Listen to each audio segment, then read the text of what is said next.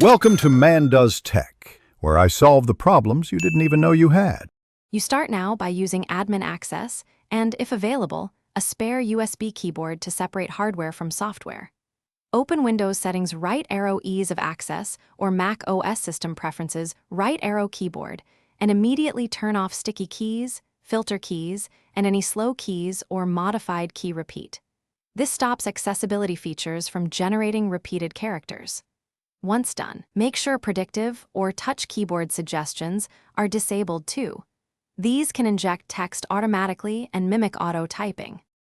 Next, diagnose drivers and software, because outdated or malicious utilities often cause unintended typing. Run the Windows Keyboard Troubleshooter or macOS Diagnostics to spot issues, then update or roll back the keyboard driver via Device Manager.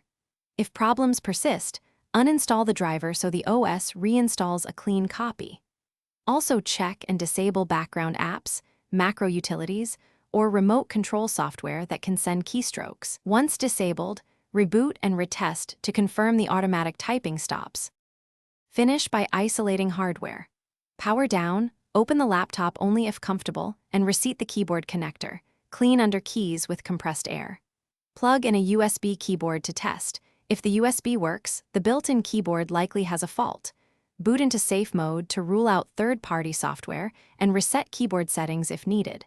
If it still types on its own, try a live USB operating system to confirm a hardware defect. Key troubleshooting tip. Safe mode testing quickly separates software versus hardware problems. Thanks for watching. If you found this helpful, don't forget to like and subscribe.